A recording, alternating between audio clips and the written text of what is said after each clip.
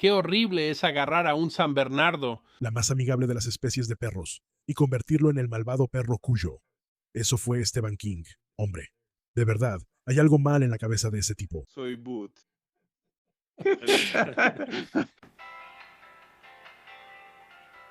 Bienvenidos al podcast del Chico de la Historia Contrafactuales. Esta es una serie de podcasts que se centran en esa pregunta eterna. ¿Qué pasaría si... Soy Josh, escritor del canal y el hijo mayor del Chico de la Historia.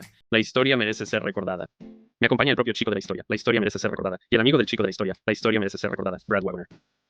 Hoy hablamos de una de las enfermedades más mortales en la historia de la humanidad, y una de la que a menudo ni siquiera pensamos. Rabia. ¿Cómo ha cambiado el mundo y qué podría ser diferente sin ella? Sin más preámbulos, permítanme presentarles al Chico de la Historia. La frase "pero todavía no hemos curado el resfriado común" es más que una queja de que todavía tenemos que sufrir de congestión nasal. Es emblemático del hecho de que, a pesar de todos nuestros avances médicos, las curas para muchas enfermedades todavía simplemente se nos escapan. Y eso es ciertamente cierto para una de las enfermedades más antiguas conocidas por el hombre, una tan aterradora que probablemente sea el origen de los mitos de vampiros, hombres lobo y zombies. A pesar de milenios de lucha contra la rabia, sigue siendo una de las enfermedades más mortales conocidas por el hombre. La historia de la lucha humana contra la rabia merece ser recordada. La rabia es un tipo de encefalitis viral, es decir, un virus que causa inflamación del cerebro. Los síntomas pueden incluir fiebre y dolor, y a medida que el virus ataca el sistema nervioso, hiperactividad y conducta agitada, salivación excesiva, confusión e hidrofobia, un fuerte miedo al agua. La rabia a veces se ha llamado históricamente hidrofobia debido a ese síntoma. Y los síntomas representan un problema único. La enfermedad solo puede diagnosticarse por sus síntomas. Pero para cuando aparecen esos síntomas ya es demasiado tarde. WebMD, y seamos honestos, de ahí es de donde todos sacamos nuestros consejos médicos hoy en día, dice que si no se trata antes de que aparezcan los síntomas, es mortal.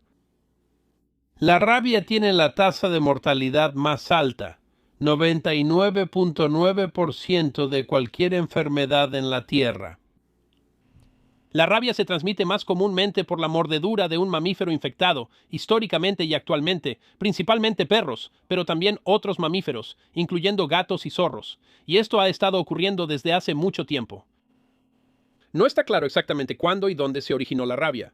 Un análisis filogenético de 2012 publicado en el Journal of General Biology sugiere que el genotipo canino actual de la enfermedad podría haber sido precedido por otro genotipo.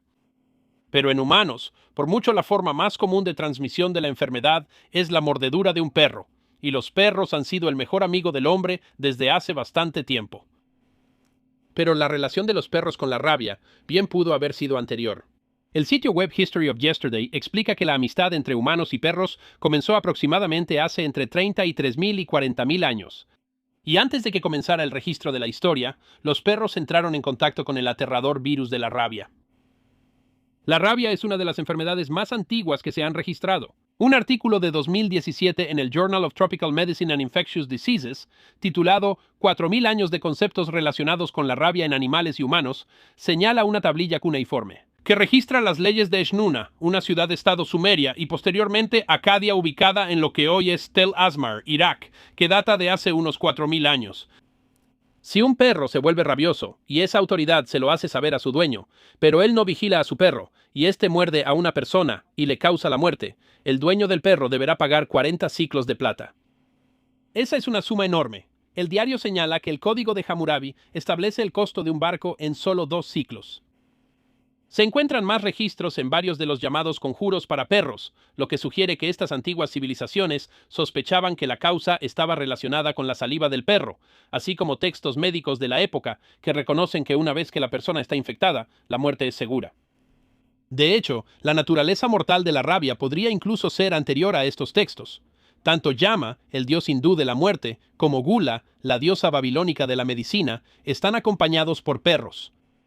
Aunque la etimología es incierta, la palabra rabia, derivada del latín para locura, podría haber sido derivada de una antigua palabra sánscrita que significa enfurecerse.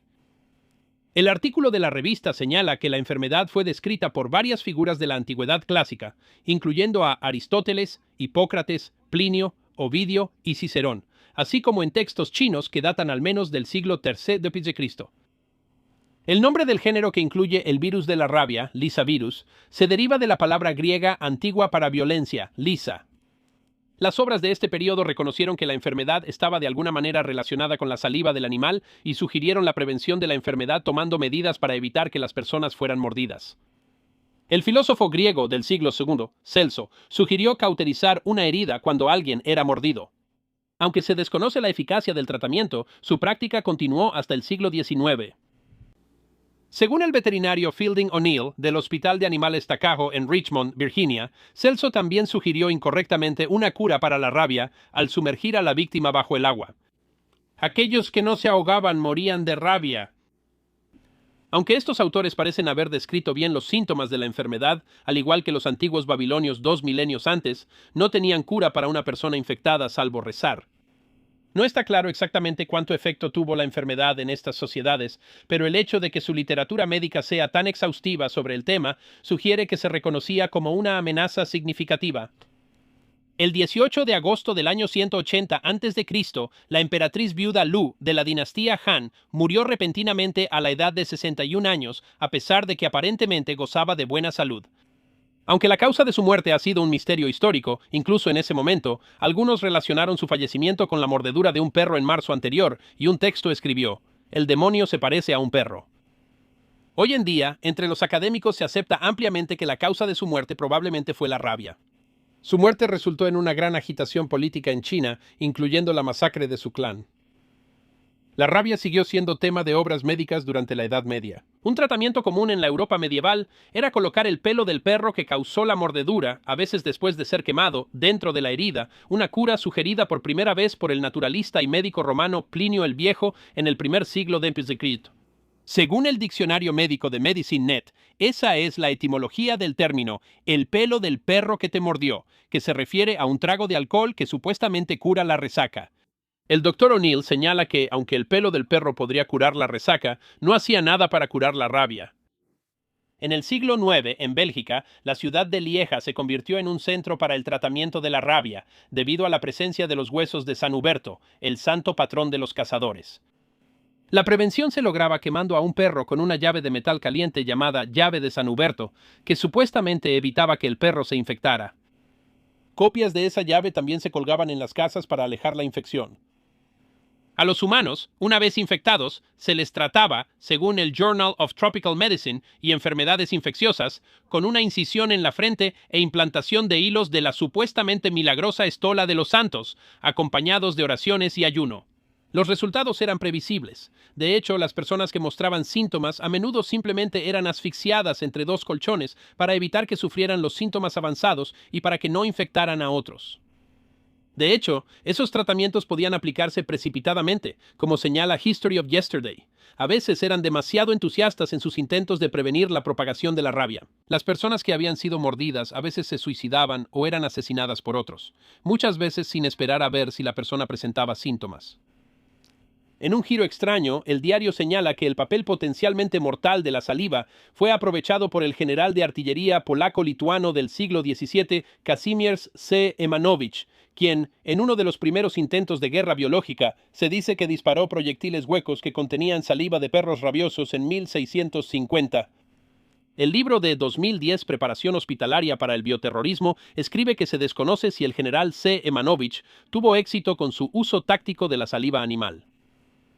A pesar de la conexión que suelen hacer los escritores de ficción entre la rabia y los vampiros, el veterinario y microbiólogo francés Jean Blancot señala que la rabia en murciélagos no fue descubierta hasta que se encontró en el Nuevo Mundo en el quinto viaje de Colón en 1511. Es decir, los europeos no encontraron un murciélago rabioso hasta más de 3 décadas después de la muerte de Vlad el Empalador. Un artículo en una edición de 2017 de Antiviral Research concluye que el análisis filogenético sugiere que la rabia estaba presente en América antes de la llegada de los primeros colonizadores europeos, pero se limitaba a murciélagos y zorrillos. Sin embargo, la rabia canina era inexistente o rara en América y fue introducida cuando los europeos importaron nuevas razas de perros al continente. Para el siglo XVIII, los métodos de prevención, incluyendo la promulgación de reglas para el cuidado de los perros y la eliminación de los callejeros, mitigaron el riesgo y redujeron drásticamente la incidencia de la rabia en muchos lugares, aunque no se había logrado ningún avance para curar a quienes habían sido mordidos. La comprensión de la naturaleza de la enfermedad continuó avanzando. En 1804, el médico alemán Georg Gottfried Zinke demostró que la enfermedad podía transmitirse de un perro rabioso a uno sano, así como a conejos y gallinas, al inyectarles la saliva del perro. Aún así, no se había descubierto una cura. Una extraña solución del siglo XIX era la piedra loca. La historia de ayer lo explica. Estas eran piedras biliares, o piedras encontradas en los estómagos de varios animales, formadas por depósitos de calcio alrededor de un pelo u otro objeto extraño en el estómago. Se pensaba que estas piedras extraían el veneno de una herida fresca. Aunque se cree que la práctica se originó en Europa, estas se volvieron bastante populares en Estados Unidos. El sitio web Shelby County Today escribe, por ejemplo, que en el este de Texas había las llamadas Mad Stones en Houston, Dallas, Plano, Corsicana, Denison, Kaufman y algunas otras ciudades. Estas piedras eran propiedad y eran usadas por médicos, predicadores, policías, así como por ciudadanos particulares. La famosa piedra de Kaufman se guardaba, de todos los lugares, en la oficina del tesorero del condado. La piedra se calentaba en leche y se aplicaba en el sitio de la mordedura. En 1877, el Kansas New Era de Valley Falls, Kansas, citó a T. C. Watkins de Murfreesboro, Illinois. Hay una piedra loca en esta zona que pertenece a Homer Sturtevant. Estoy seguro de que tiene propiedades, tanto para curar la mordedura de animales rabiosos como la de reptiles venenosos.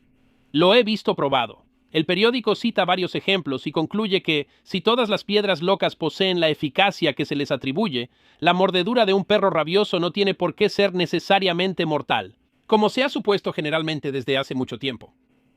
Pero el Davy Record de Mocksville, Carolina del Norte, expresó escepticismo en 1912 escribiendo, pues una piedra loca es tan buena como un ladrillo para prevenir la rabia. El periódico descarta las historias de piedras locas que funcionan opinando, no todo perro que se supone que está rabioso realmente lo está. A pesar de las piedras, la enfermedad seguía matando. En 1813, Charles Lennox, el duque de Richmond y gobernador general de Canadá, murió de hidrofobia después de ser mordido por un zorro. En 1996, a un grupo de doctores en una conferencia médica se les presentó un conjunto hipotético de síntomas y se les pidió un diagnóstico.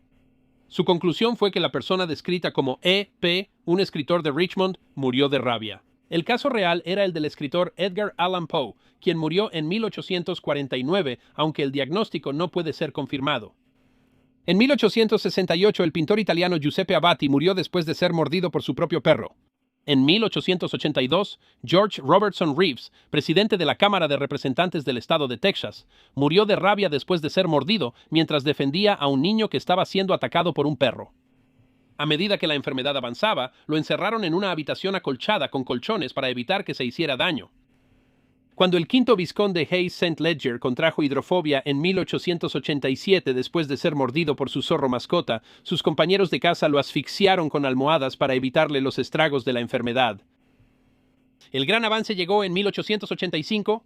Desde 1881, Louis Pasteur, quien ya había desarrollado una vacuna exitosa que protegía al ganado del anthrax, trabajó en la creación de una vacuna para proteger a los perros de la rabia.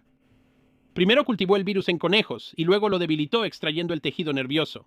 Aunque pasaron décadas antes de que se establecieran programas de vacunación integrales, vacunar a las mascotas ha reducido drásticamente el número de personas infectadas. En 1885, Pasteur usó la vacuna en Joseph Meister, un niño de 9 años que había sido atacado por un perro rabioso. Pasteur pudo haber sido encarcelado por el experimento, ya que en realidad no era médico, pero siguió adelante, sabiendo que de otra manera el niño moriría. El Dr. O'Neill escribe, Joseph recibió 13 inoculaciones en 11 días y se recuperó completamente. La noticia se filtró y pacientes de todo el mundo empezaron a llegar en masa. En el momento de la muerte de Pasteur, 9 años después, más de 20,000 personas habían recibido su vacuna profiláctica post-exposición. La vacuna de Pasteur es un tipo de tratamiento después de la exposición que se llama protección post-exposición o PEP, aunque también puede administrarse antes de la exposición a alguien que esté en alto riesgo. Pero debe administrarse antes de que el virus se establezca y aparezcan los síntomas para que sea efectiva. Lo que originalmente requería hasta 20 inyecciones, ahora se ha perfeccionado para requerir solo 4 inyecciones. Y si se administra rápidamente, digamos dentro de los 10 días posteriores a la exposición, es casi 100% efectiva. Hoy en día, la Organización Mundial de la Salud estima que un promedio de 59.000 personas mueren de rabia en todo el mundo cada año, y que la mayoría de estas muertes ocurren en Asia y África. Si bien existen riesgos por animales salvajes, y particularmente por murciélagos en América, los perros son responsables del 99% de la transmisión de la rabia a los humanos. La organización se enfoca tanto en la prevención como en hacer que la profilaxis posexposición, PEP, esté más ampliamente disponible. En 2004, un protocolo que utiliza sedación mientras se administran medicamentos antivirales logró que la primera persona en la historia de Estados Unidos sobreviviera a la rabia sin tratamiento de vacunación profiláctica, una niña de 15 años. Sin embargo, el protocolo tiene una baja tasa de éxito. Un estudio de 2017 concluyó que de 36 personas tratadas, solo 5 sobrevivieron. Pero la baja tasa de éxito y el alto costo del llamado protocolo de Milwaukee significa que, en el mejor de los casos, es un tratamiento de último recurso, y que la rabia sigue siendo una de las enfermedades más mortales conocidas por el hombre, todavía, el azote que ha sido a lo largo de la historia. Como lamenta la revista de Medicina Tropical y Enfermedades Infecciosas, los médicos que atienden a animales y pacientes con rabia sintomática son tan impotentes hoy como lo eran sus colegas en Mesopotamia hace 40 siglos. Ahora viene la parte divertida, donde yo, el tipo de la historia merece ser recordada, y mi viejo amigo Brad Wagner, también de El tipo de la historia merece ser recordada. Discutimos qué podría haber pasado si todo hubiera sido diferente. Así que hoy estamos hablando sobre la rabia, y este es un tema realmente interesante. Creo que la rabia, no necesariamente piensas mucho en ella, pero creo que realmente ha impactado nuestra relación, especialmente con la vida silvestre y con los animales en general, de maneras que están más arraigadas de lo que una mente moderna entiende, especialmente porque la rabia no es tan grave hoy en día como lo fue, ya sabes, hace unos cientos de años. Especialmente aquí en el mundo occidental y en el primer mundo, quiero decir. Todavía es una causa importante de muerte en el tercer mundo. Sí, pero lo es. Quiero decir, si hablas de enfermedades, ya sabes cuánto han impactado las enfermedades al mundo. La rabia es realmente una interesante, como una un poco más sutil, y creo que las diferencias que veremos van a ser bastante interesantes, tal vez no tan impactantes de inmediato como algunas de las cosas de las que hemos hablado. Quiero decir, ya sabes, es bastante fascinante. Pero el video comienza con el hecho de que creo que la mayoría de la gente no se da cuenta. Pensamos que la rabia casi está erradicada aquí en Occidente. Y en realidad no es así. Si tienes rabia el tiempo suficiente para presentar síntomas, entonces estás muerto. Quiero decir, sigue siendo esencialmente una tasa de mortalidad del 100%. Y creo que la gente no necesariamente está consciente de eso. Y muestra lo delicado que puede ser el tema de la rabia. Entre algo que casi, ya sabes, damos por hecho como si ya estuviera curado y algo que en realidad podría tener un impacto devastador en la población. Sí, Sí, el primer contrafactual, si la rabia fuera aún más virulenta de lo que ya es, no sé si necesariamente estaríamos aquí para hacer podcasts, porque sí, realmente es una enfermedad mortal. Y la única, dudo en llamarlo una cura, pero el protocolo de Milwaukee que han usado aparentemente ha salvado 5 de 35 vidas. Sí, sí, muy diferente. sí, Ese es un número increíblemente pequeño. Bueno, es muy difícil. Sí, y básicamente solo los jóvenes han sobrevivido. Así que quiero decir, pero ahora tenemos la vacuna profiláctica. Si te muerde algo y hay sospecha de rabia, entonces pueden darte la vacuna. Si te la ponen antes de que tengas síntomas, ya sabes, eso hace la diferencia. ¿Sabes? Lo curioso es que si la rabia fuera un poco menos virulenta, si sobrevivieras a la rabia, entonces eso sí sería el apocalipsis zombie. ¿Qué es el apocalipsis zombie? Si no es gente con rabia corriendo y mordiendo a otras personas, ¿verdad? sí, exactamente. O sea, si lo piensas, todo lo relacionado con zombies. Tenemos Zombieland, tenemos The Walking Dead, tenemos, ya sabes, desde 1968, de hecho, incluso desde películas de los años 30 que están basadas en alguna enfermedad virulenta que causa, ya sabes, un comportamiento irracional y agresivo. Y es, Sí, o sea, originalmente los zombies eran, porque hice un episodio sobre la película White Zombie. Originalmente los zombies eran, ya sabes, personas muertas que habían sido resucitadas por un brujo. Y ahora básicamente son, ya sabes, cadáveres rabiosos. Sí, así que la rabia alteró, ya sabes, cambió completamente nuestra comprensión de los zombies. Podemos empezar con eso. Ese es claramente el efecto más importante. Sí. Bueno, ya sabes, piensan que la rabia está relacionada con cosas como los mitos de vampiros y cosas así, pero en realidad, ya sabes, zombies, zombies. Sí, Sí, esa es quizá la conexión más clara. sí, sí. Hay varios videojuegos para todos mis amigos gamers allá afuera. Sí, felicidades, han llegado al podcast. Pero sí, hay varios videojuegos que tienen algún tipo de, ya sabes, básicamente una criatura parecida a un zombie, pero es el resultado de alguna variante y, ya sabes, potencialmente una versión genéticamente modificada de la rabia. Sí, ciertamente es una de las, o sea, pero quiero decir, eso y lo que dijiste es gracioso, porque de nuevo, esto llega a que, o sea, esta enfermedad está como en el límite de algo que podría ser mucho más de lo que es. Y ya sabes, a pesar de que todavía mata a unas 50 o 60,000 personas al año. Cuando hablas de qué tan mortales son los animales, los perros realmente solo son mortales por la rabia. Hay muy pocos casos, ya sabes, de personas que mueren por ataques de perros, excepto por el hecho de que se convierten en vectores de la rabia. Y ya sabes, creo que vamos a ver que el impacto en las mascotas y etcétera probablemente sea uno de los temas más importantes de los que hablamos. Pero no quería desviarnos hacia los zombies. Es solo eso, sí. Pero no es un mal lugar, porque eso no es solo, ya sabes, hemos hablado antes sobre cosas como el efecto en la cultura pop. No es solo la cultura pop, porque la razón por la que tenemos zombies o hombres lobo, que vi que se mencionaron, es que esto es algo que sí te muerde, te cambia. Y ese tipo de miedos, ya sabes, ahora los vemos como algo pintoresco o tonto. Pero durante gran parte de la historia humana, la idea de que algo así era muy real y muy aterrador. O sea, peligroso, un tipo de miedo existencial para la humanidad, para ti y tu familia. Esos eran miedos reales. Y creo que cuando hablas de un contrafactual, sabes, para la rabia, imagina un mundo donde no tengamos algo que realmente existía como este tipo de miedo subyacente. Creo que eso es significativo. Y entonces no es solo que, ya sabes, tal vez no tendríamos el mismo tipo de villanos en estas historias ficticias y no tendríamos el universo de monstruos. Tampoco tendríamos lo que creó esos villanos para empezar. Y eso es significativo. Sí, o sea, es una parte significativa de la cultura. Y es que, de alguna manera, hasta cierto punto, construimos nuestra sociedad alrededor de protegernos de esos miedos. Si estamos haciendo eso, por supuesto, también tenemos que mencionar a los vampiros. Gran parte del mito del vampiro probablemente está relacionado con todo, desde la espuma en la boca hasta morder a otros humanos, pasando por el miedo a la luz. Y el efecto del agua bendita y todo ese tipo de cosas también está relacionado con la rabia. El mito del vampiro podría ser anterior a la rabia, pero la rabia ha definido gran parte de lo que es el mito del vampiro. Leí incluso que podrían tener reacciones al ajo porque puedes tener reacciones a olores fuertes cuando estás enfermo de rabia. Eso es sí. Obviamente, al menos desde un punto de vista cultural, el hombre lobo es una coincidencia exacta con la rabia, si lo quieres ver así. Solo que, ya sabes, los síntomas son un poco diferentes. No, no necesariamente nos crece el pelo, pero sí, ya sabes, el animal te muerde. Tú adoptas características del animal y luego si muerdes a otras personas, entonces les transmites esas características. Eso obviamente está muy relacionado con Wolfman 3. Así que sí, de nuevo, no es solo cuestión de, digamos, películas, es cuestión de que gran parte de nuestra sociedad está organizada en torno a la idea de que tenemos estos miedos. Y una de las razones por las que vemos las películas es porque nos gusta poder enfrentar esos miedos en un ambiente seguro, porque esos miedos nos protegen. Así que, quiero decir, realmente no hay muchas enfermedades que funcionen exactamente como la rabia.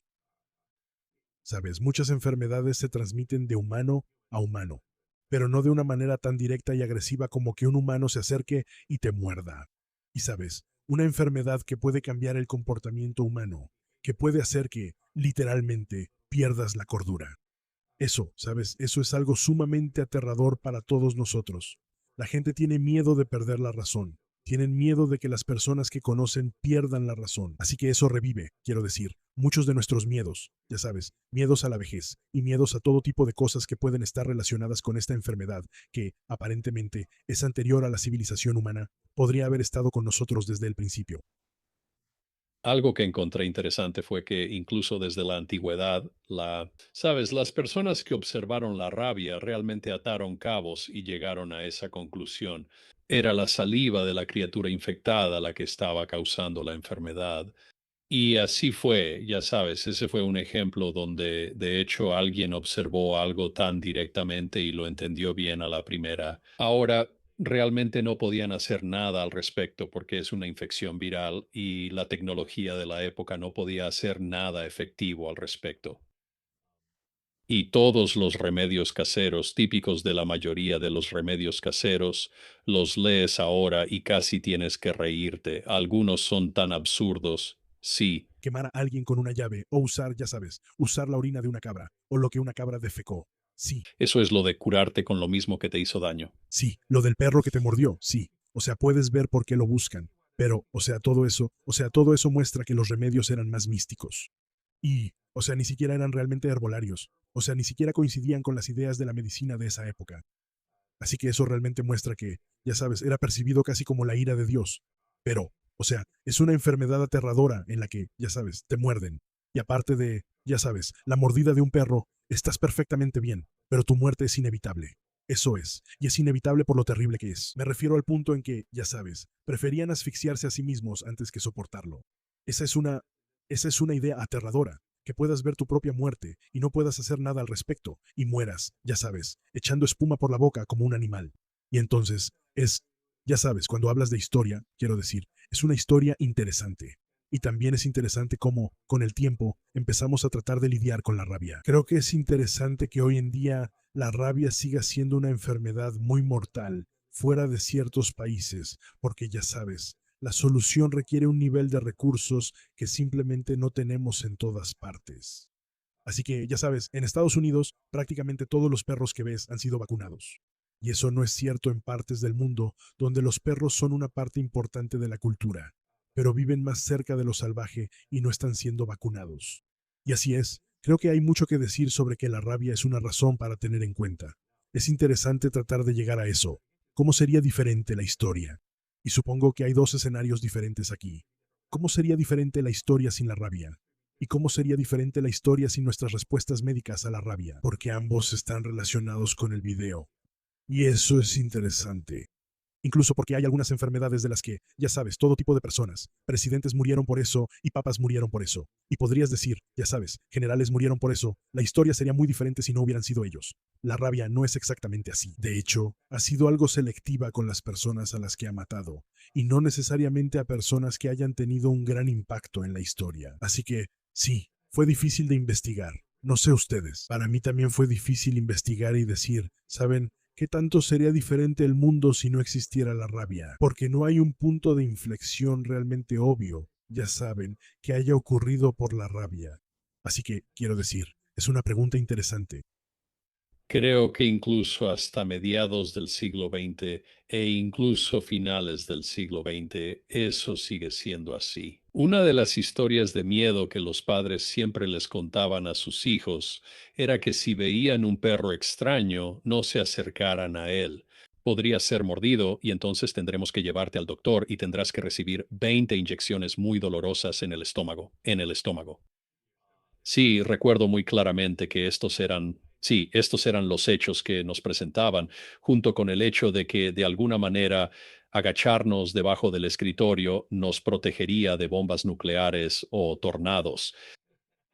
Eso lo demuestra. Recibimos todo tipo de malos consejos en nuestra... Pero ¿cuánto se quedó ese miedo? Aunque estamos en una sociedad que, si bien no lo ha erradicado totalmente, quiero decir, mata a muy pocas personas en Estados Unidos. Y quiero decir, en la mayor parte de Europa Occidental, esencialmente no existe.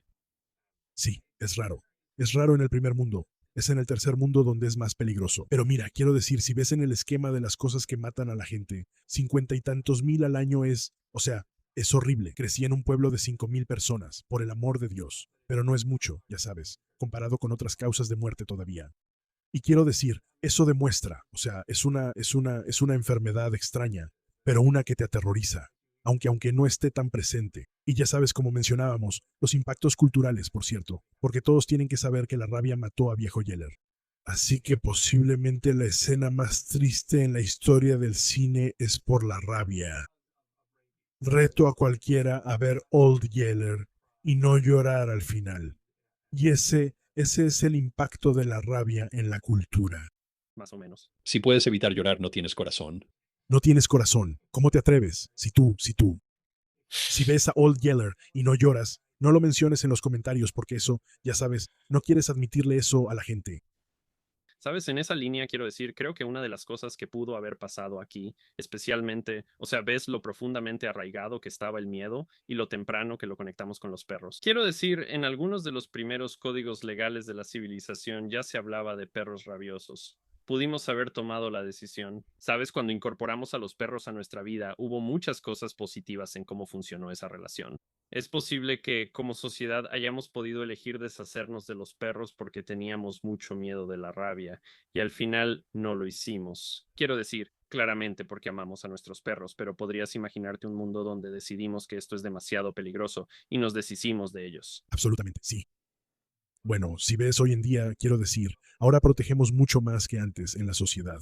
Pero quiero decir, si no existieran ambas cosas, la profilaxis contra la rabia para perros, donde les das la vacuna y entonces sabes que no pueden contraer rabia, y el hecho de que tengamos un tratamiento si contraes rabia, entonces probablemente sería ilegal en cualquier ciudad de Estados Unidos, tal vez en el primer mundo, tener a tu perro afuera. Y los perros serían mucho menos comunes como mascotas. Los gatos también. O sea, los gatos también pueden contraer rabia y probablemente no estarían afuera. También podríamos ser mucho más agresivos en el manejo de la vida silvestre. O sea, actualmente realmente no hacemos mucho para controlar a los zorrillos, mapaches y zarigüeyas y cosas que pueden portar la rabia. Y ciertamente podríamos hacerlo. Sabes, sacrificamos poblaciones bastante rápido si la rabia se propaga entre ellas. Así que sí, tienes razón, definitivamente afectaría a la vida silvestre, al medio ambiente y a las mascotas. Sí, Lo cual sería genial para Brad porque, ya sabes, no tendrías el problema de alergias que tienes en las casas de todos tus amigos. sabes, sí sabes que Sirtec viene en tamaño económico. Puedo decirte exactamente dónde conseguirlo. Son como 300 tabletas de una vez porque sí, eso es, sí, esa es mi fiebre de Leno. Sabes a lo que vas, Lance. Ok, imagina un mundo donde no existe la rabia. Imagina un mundo donde prácticamente toda la población del mundo tiene mascotas en casa, tiene lazos muy, ya sabes, muy fuertes con esas mascotas. Las usan para todo, desde animales de carga hasta asistencia en la casa, muy parecido a lo que hacemos hoy en día.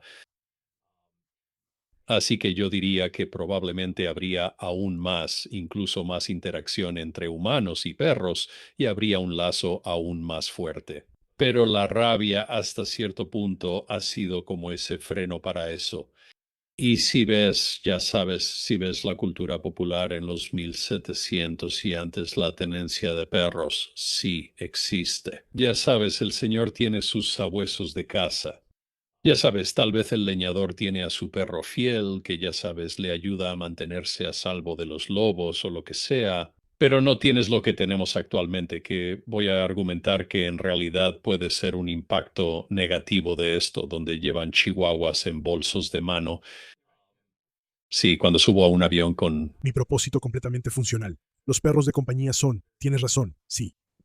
Sí, ahora, lo positivo de eso, por supuesto, es que, ya sabes, tenemos perros que son animales de servicio y hacen un trabajo fenomenal y, ya sabes, con el entrenamiento correcto, ya sabes, un perro de servicio. Sí, imagina si los perros de servicio estuvieran disponibles en más partes conflictivas del mundo donde la rabia es una preocupación tan grande que ni siquiera lo piensas o al menos eres reacio a considerarlo. Y ciertamente hubo un periodo en los siglos XVI, XVII y XVIII donde había mucho control sobre la tenencia de perros debido a la rabia, y se sacrificaba a cualquier perro aparentemente salvaje. Cualquier perro que aparentemente, ya sabes, no tuviera dueño, un perro callejero iba a ser eliminado. Y eso probablemente continuaría si no fuera porque, hasta cierto punto, así es. Quiero decir, los perros callejeros siempre se consideran un riesgo para el público, pero quiero decir, si tu perro se soltaba de la correa, entonces probablemente tu perro no iba a regresar a casa, porque si atrapaban al perro, lo iban a sacrificar. Así que ciertamente podemos decir que hay un efecto. Y ya sabes, los que tenemos animales sabemos ahora lo poderoso que es. Y que tener mascotas al menos sería un nivel de riesgo diferente si no tuviéramos la capacidad de tratar la rabia, si la rabia continuara como lo hacía antes. Quiero mencionar, solo porque sé que alguien ya está escribiendo esto, que las zarigüeyas específicamente generalmente no son portadoras de rabia porque tienen temperaturas corporales bajas. Sé que alguien allá afuera escuchó zarigüeyas y dice, entonces, Pero, sí. claro, tienes razón. Las zarigüeyas son animales muy beneficiosos, y yo no quise calumniar a las zarigüeyas. Sí, lo siento. Probablemente no tienen rabia, aunque lo parezcan, pero sí es muy, ya sabes, como que, ya sabes, echan espuma por la boca y esas cosas cuando están jugando. Se ven mucho más agresivos de lo que realmente son. Sí, las zarigüeyas. Sí. No, igual no levantaría una zarigüeya. Ya sabes, son animales salvajes. Creo que no deberías hacerlo. Sí, esa es una regla. No los agarres de la cola. ¿Y tú qué piensas? Sí, de hecho, como me lo recuerdan cada año, cuando la gente se acerca e intenta tocar al bisonte en los parques nacionales, interactuar con cualquier animal salvaje, tener extrema precaución y no hacerlo probablemente sea la respuesta correcta. Aunque para ser justos, es muy poco probable que encuentres un bisonte rabioso. Eso es cierto. No necesitan serlo. No. Pueden enviarte volando con nosotros. Un oso grizzly no tiene que estar rabioso porque su saliva no va a ser tu mayor problema. No. Ay, ya sabes, hablamos sobre el sacrificio selectivo y cosas así. Quiero decir, una de las cosas es que si, por ejemplo, si la rabia simplemente no existiera, podría haber cambiado drásticamente nuestra interacción con el mundo salvaje. Porque, quiero decir, una de esas cosas es que los zorros, mapaches, zorrillos, todos estos animales pueden tener rabia. Una de las razones por las que domesticamos lo salvaje de la manera en que lo hicimos, donde hacemos, quiero decir, algunos de esos animales representan amenazas, especialmente como los lobos, que ya sabes van a matar a tu ganado y cosas así. Pero una de las razones por las que los eliminamos es por el miedo a que puedan portar rabia y causar, quiero decir, un zorro no es tan peligroso para ti a menos que tenga rabia. A menos que tenga rabia. Sí, está portando rabia. Y pues eso es. Ese es uno de los, de hecho, una de las personas más famosas que murió de rabia, murió porque tenía un zorro como mascota. Sí. Así que sí, es un buen punto, que hay poblaciones de animales que han sido reducidas en gran medida, no porque los zorros también, supongo, representan un riesgo para las gallinas. Quiero decir, probablemente haya una razón relacionada con animales domésticos para los zorros. Pero, o sea, zorro en el gallinero es literalmente, ya sabes, la frase, ¿no? Pero tienes razón, quiero decir, hay poblaciones que son reducidas debido a la rabia. Pero, por otro lado, también hay poblaciones que pueden ser peligrosas por ser tan prolíficas que la rabia actúa como una, ya sabes, como una limitación natural para controlar su sobrepoblación. Y entonces, quiero decir, hay una razón por la que las enfermedades ocurren en la naturaleza, que se desarrollan en la naturaleza, y ya sabes lo que hacen. Y una de las cosas que hace la rabia es que evita que seamos invadidos por zorrillos, porque sirve como un límite para ellos. Sí, creo que sin la rabia es posible que alguien hubiera intentado domesticar más al mapache. Los zorrillos, ellos traen sus propios problemas. Y porque he visto personas con zorrillos domesticados. Son muy lindos. Bueno, ya sabes, los hurones también tienen glándulas, pero sí. Y pues, o sea, han encontrado maneras de solucionar eso. Pero sí, tienes razón. Me pregunto, los zorros y los mapaches son dos cosas que parecen estar en la lista de cosas que podrías domesticar, y son dos cosas que creo que la gente ha intentado domesticar. Pero me pregunto si una de las razones por las que no tenemos zorros y mapaches como mascotas, al mismo nivel que tenemos gatos y perros, es por la propensión que tienen, como especies salvajes, a la rabia. Sí. Creo que sí, sin duda. De hecho, también vacunamos en la naturaleza. O sea, si tienes una población con rabia, literalmente salen y ponen comida con la vacuna adentro y, ya sabes, intentan vacunar a los animales salvajes. Sí, el hecho de que empezaron tirando cabezas de pollo con una pequeña cápsula adentro que básicamente era el inoculante, hace que sea una historia muy macabra pero entretenida. ¿Quieres enseñarle a un zorro a comerse tus gallinas? Tírale, ya sabes, cabezas de pollo con antirrábico. Sí. Creo que tal vez el siguiente gran contrafactual es que tenemos la rabia, como siempre, pero Pasteur, por una u otra razón, no inventa esa vacuna. Y este fue un punto importante con esa vacuna, porque las vacunas anteriores, ya que esta no fue la primera, existe la inoculación contra la viruela. Y eso, ya sabes, había cosas que hacíamos, pero no estaban exentas de controversia. Quiero decir, hoy en día creo que te costaría un poco creer que la gente no quisiera protegerse de la viruela. Pero en ese entonces no teníamos idea de la teoría germinal de las enfermedades, realmente no entendíamos las enfermedades. Quiero decir, esa vacuna era algo que usábamos porque resultó ser efectiva, aunque no entendiéramos completamente su eficacia. Si él no inventa esa vacuna, quiero decir, la gente la veía como una cura milagrosa porque pasó de ser una enfermedad que te mataba seguro a una enfermedad que casi siempre podemos superar siempre y cuando recibas tratamiento. Para eso. Bueno, y también que podías vacunar a tu perro, así que ya no tenías que tenerle miedo a tu propio animal. Sí.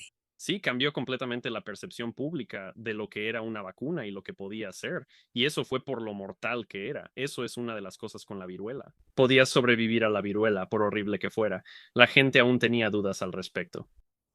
Eso no pasaba con la rabia, porque para cuando la contraías, estabas desesperado por salvarte. Sí, Sí, de lo contrario, ya sabes, porque la alternativa era encerrarte en un cuarto hasta que, ya sabes, murieras de fiebre en la cabeza. Sí, es totalmente cierto. Y es incluso más que eso. O sea, en parte, de hecho, hay algunos de esos tipos de vacunas, esas vacunas PHP que existen, ya sabes, que puedes mitigar después de que tienes la enfermedad. Y probablemente esas no existirían si no hubiéramos o hay una buena posibilidad de que no existirían si no hubiéramos aceptado la vacuna contra la rabia. Pero la vacuna contra la rabia fue realmente el comienzo de la virología y de toda la comprensión de lo que es un virus. Entonces, si eso no hubiera ocurrido, y tal vez tienes razón, si la rabia no fuera tan mortal, habríamos creado el campo de la virología o lo habríamos creado tan pronto como lo hicimos. Y sabes, eso podría afectar enfermedades que tienen impactos mucho más amplios en la sociedad. Y sabes, en realidad estamos llegando al punto en el que estamos empezando a poder tratar cosas como el resfriado común y la gripe gracias al entendimiento de los virus, que ya sabes, la virología comenzó realmente tratando de entender la rabia. Y puede que nunca hubiéramos curado el resfriado. Podríamos curar el resfriado común, pero tal vez no lo habríamos hecho si no fuera por lo mortal que es la rabia, y cómo nos obligó a entrar en el campo del estudio de los virus y la virología. Y ese es un muy buen punto. Sí, ciertamente la medicina se deriva de, ya sabes, la investigación. Creo que el principal efecto de no tener una buena vacuna para el virus es que, primero que nada, no creo que estaríamos en nuestra era moderna actual, de la manera en que aceptamos que estamos en la era moderna, porque la capacidad de controlar algo tan mortal como la rabia le da a la humanidad, como sabes, una sensación general de que controlamos la naturaleza. Somos capaces de encontrar las curas para los asesinos más horribles y atroces, siendo uno de ellos la rabia. Sin eso suceden dos cosas.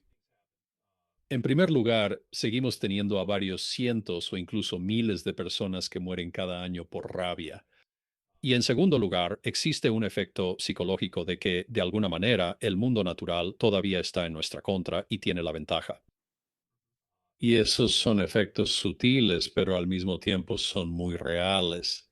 Y ciertamente tendrían un impacto en la forma en que vemos la naturaleza como naturaleza, la medicina y la ciencia en general. Y tal vez en lo que somos capaces de lograr. Sí, porque nuestras vidas son mucho más libres, porque sentimos que tenemos ese tipo de control sobre ellas. Por supuesto, no lo controlamos. Quiero decir, todavía podemos lidiar con tornados y huracanes y, ya sabes, pumas.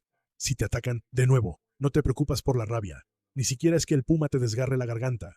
Es como, pero me va a dar rabia. Pero ciertamente sí lo hace. Eso sí dice. Y parte de esta idea de que, sea lo que sea, cada vez que nos enfrentamos a una enfermedad, siempre tenemos esta creencia de que eventualmente vamos a conquistar esa enfermedad. Y ya sabes, cuando hablamos de uno de los PHP, quiero decir, básicamente, los de mi generación ciertamente recordamos cuando el miedo era que el SIDA iba a, ya sabes, ser el final. Y ahora, el SIDA es tratable gracias a la virología y con un tratamiento que es muy parecido al tratamiento para la rabia, un tratamiento PHP que tal vez nunca hubiéramos podido lograr si no fuera por lo que Pasteur hizo con la rabia. Es un buen punto. Y cuando llegamos al impacto cultural, porque creo que podríamos no estar, ya sabes, podríamos estar menos interesados en ir al espacio si tenemos más miedo de la naturaleza. O sea, realmente podría afectarnos. Pero en cuanto al impacto cultural, hay un par de cosas que mencionar.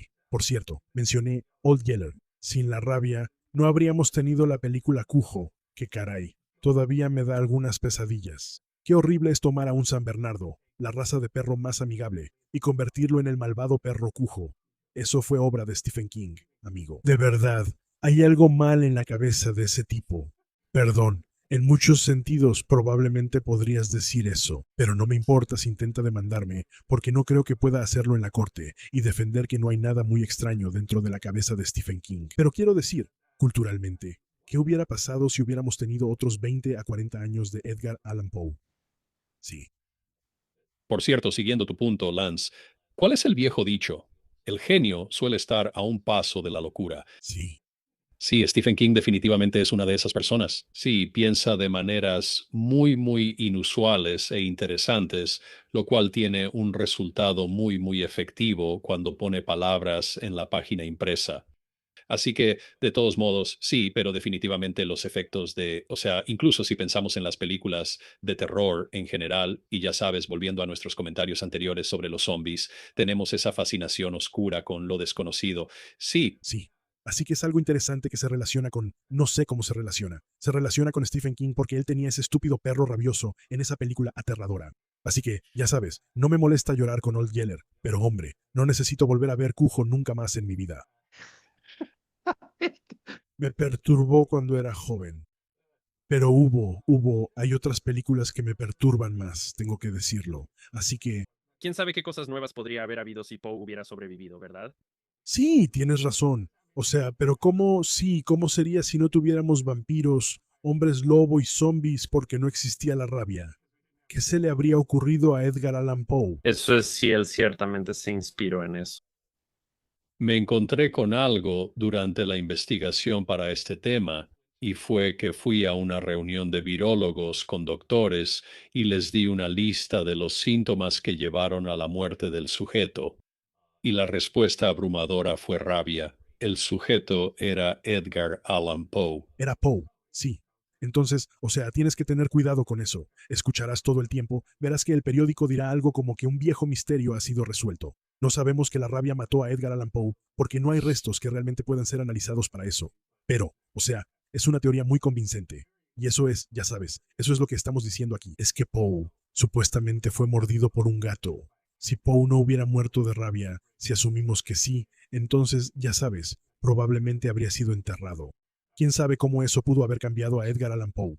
Pero también estaba planeando iniciar una revista literaria, y quién sabe lo que esa pequeña revista literaria pudo haber hecho en la cultura popular. Así que, ya sabes, es una historia fascinante. Quiero decir, tal vez no fue un general que ganó una batalla, tal vez no fue presidente, pero Poe fue un hombre que tuvo un impacto poderoso en la cultura, y su vida fue truncada. Sabes, es un poco más difícil de decir tal vez, que algunos de los que hemos mencionado en cuanto a contrafactuales. Pero quiero decir, podría ser, o sea, la importancia del impacto que tuvo en la cultura tal como fue, pudo haber sido mucho mayor.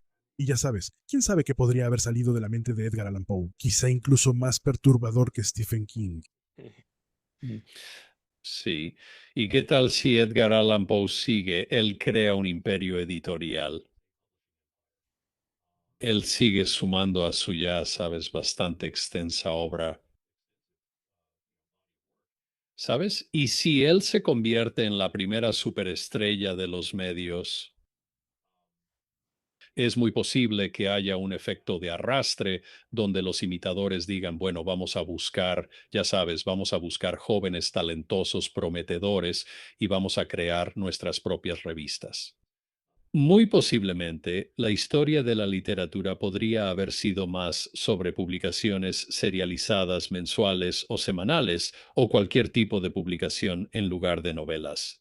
Sí, buen punto. Pero otra revista literaria poderosa, sí. Quiero decir, tuvo un impacto tan grande en la literatura, tuvo un impacto tan grande en la cultura que, o sea, tienes razón. Quiero decir, si él cambia la forma en que publicamos la literatura, entonces eso todavía podría estar impactándonos hoy en día de maneras que, ya sabes, son muy poderosas. Quiero decir, algunos lo ven realmente como el fundador de la novela de detectives, y algunas personas lo ven como uno de los fundadores del horror moderno. Y quiero decir, eso en una vida relativamente corta. Y luego, ya sabes, ¿qué pasa si él ha ganado la reputación que le permite iniciar esta revista y tiene un mayor impacto en cómo publicamos? Así que, ya sabes, de nuevo, es un poco difícil.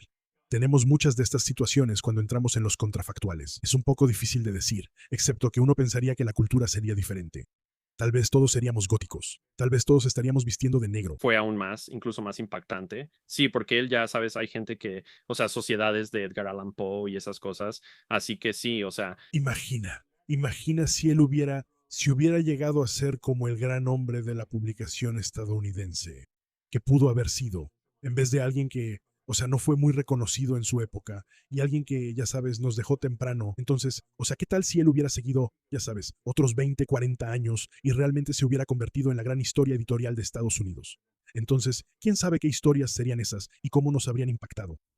Sí, y debo señalar que si esa banda de superestrellas del rock, el proyecto Alan Parsons, crea un álbum entero dedicado solo a tus historias, has llegado al éxito. ¿Cuántas personas en esta llamada recuerdan el proyecto Alan Parsons? O Cuyo, para el caso. Sí, yo también los amo. Sí, veamos. No lo sé, pero estoy seguro de que estamos dejando atrás a parte de nuestra audiencia aquí, que no tiene idea de la mitad de las cosas de las que hablamos. Old Yeller, ¿qué? Pero no han hecho un reinicio de eso. Ese es el... Sí, lo sé. ¿Cómo es que no han hecho un reinicio? Han reiniciado todo.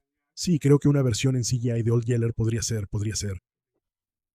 Operada por IA solo para hacerlo distópico.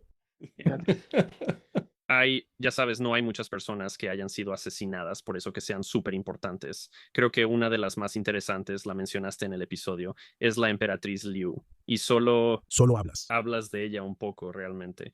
Pero quiero decir, su posición, ya sabes, ella básicamente estaba derrocando a la dinastía Han de China. Sí, y ella... Estuvo muy cerca. Y sinceramente, si hubiera vivido otros 10 años, podríamos decir que esta era dorada, esta edad de oro de la sociedad china podría no haber existido. No de la misma manera, sí. Lo que sigue después de ella es lo que llaman la Edad Dorada.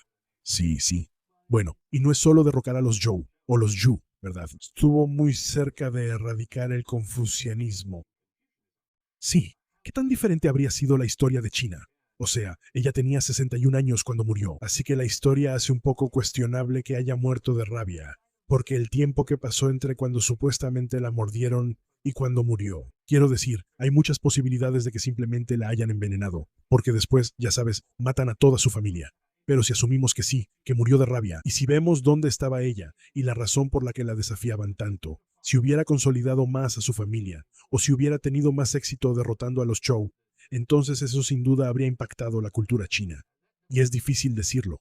Tienes razón. Puede que no hubiéramos tenido la era dorada que siguió, o tal vez hubiéramos tenido un tipo diferente de era dorada, mucho más autoritaria, pero ella aún habría preparado mucho del terreno, ya sabes, habría preparado mucho el camino para la paz. Pero una de las cosas que podríamos tener, especialmente si ella mantiene su poder como reina y tiene un impacto significativo en el confucianismo, es que China es una sociedad muy patriarcal. Entonces, ¿qué pasaría si China fuera una sociedad más matriarcal? ¿Qué pasaría si simplemente, ya sabes, porque pasaron 100 años antes de que finalmente tuviéramos a la emperatriz viuda? Quiero decir, ¿qué pasaría si China fuera una sociedad que dependiera más de las mujeres? Porque ella sobrevivió y porque venció ya sabes, este confucianismo, que es, digo, no importa lo que quieras decir sobre el confucianismo, es una cultura paternalista. ¿Qué tan diferente sería China hoy en día? ¿Qué tan diferente sería la historia china? Esa es una pregunta interesante. Realmente lo es. Es difícil llegar a eso. También traté de investigar eso, si se trata de retroceder. Y te das una idea, ya sabes. Si realmente intentas investigar, ellos dirán que ella habría sido más autoritaria. Sí, realmente tuvimos ya sabes, un gran momento después de eso. Una época de paz y prosperidad.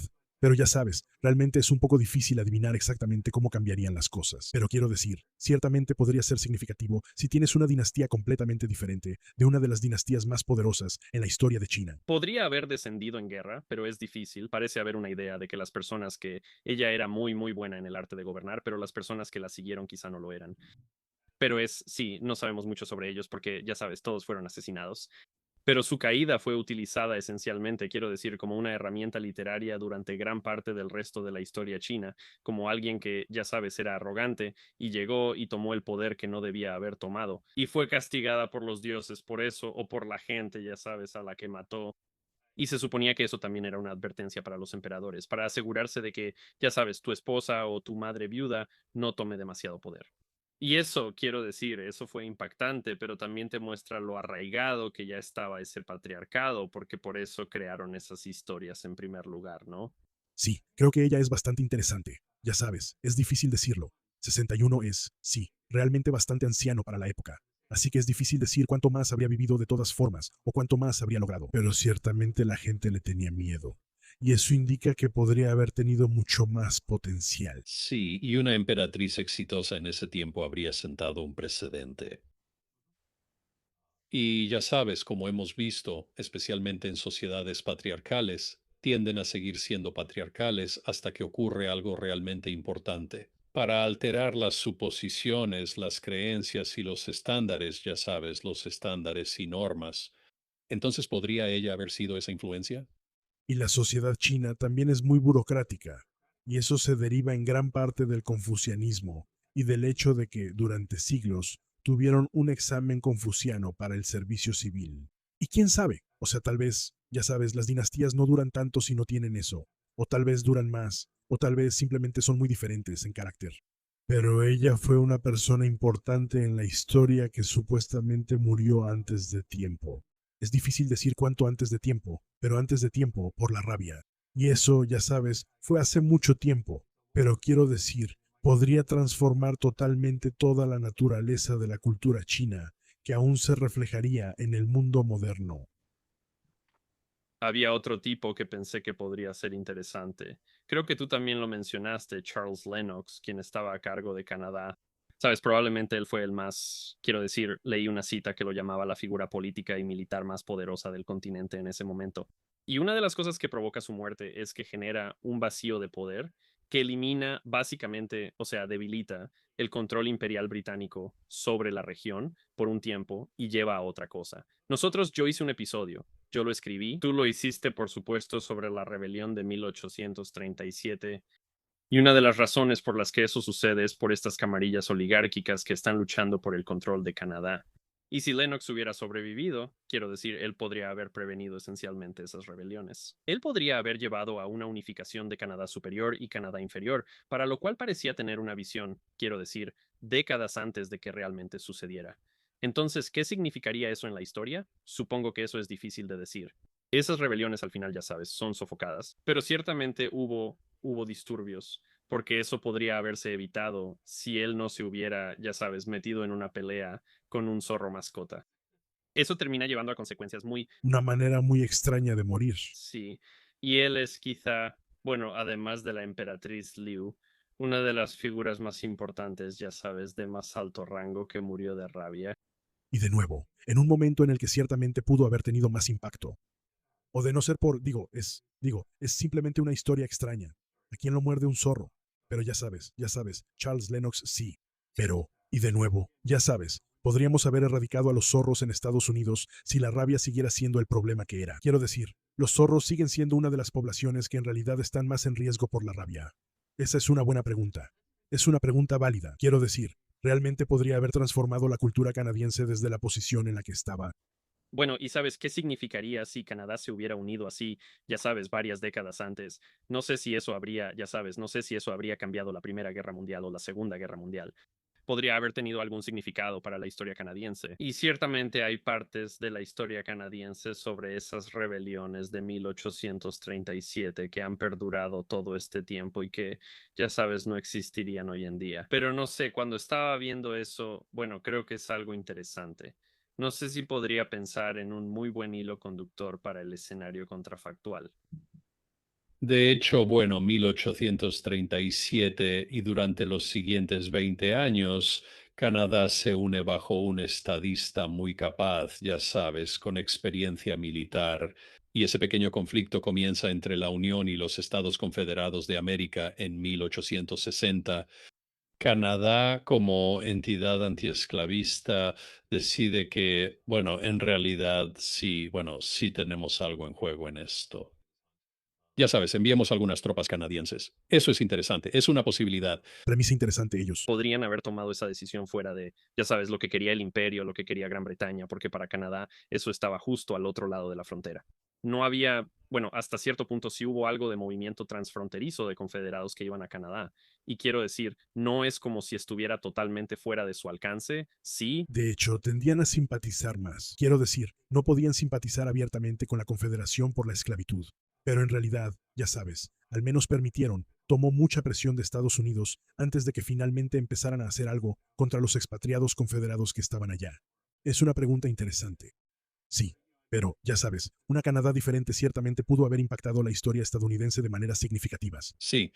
Y ya sabes, pero ya sabes, sobre la guerra civil, solo quiero hacer un último comentario, y es que, ya sabes, Gran Bretaña compraba muchísimo algodón estadounidense. Realmente era la base de una parte muy grande de su economía y necesitaban ese algodón barato, necesitaban algodón barato producido, cultivado y mantenido por esclavos. Canadá, sin embargo, era, ya sabes, el punto de destino del ferrocarril subterráneo. Así que, ya sabes, Canadá no necesariamente tenía el mismo interés económico en el algodón barato que podría tener Inglaterra. Y esa es una pregunta interesante. si el dominio de Canadá se hubiera aliado abiertamente con los federales en la guerra civil, quiero decir, eso es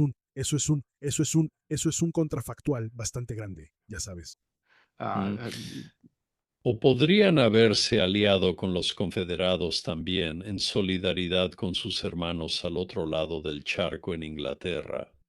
Y quizás podría haber habido más acciones confederadas y más efectivas, lo que nos lleva de regreso a uno de nuestros episodios anteriores sobre el incendio de Nueva York, ya sabes. Sí, Eso sí.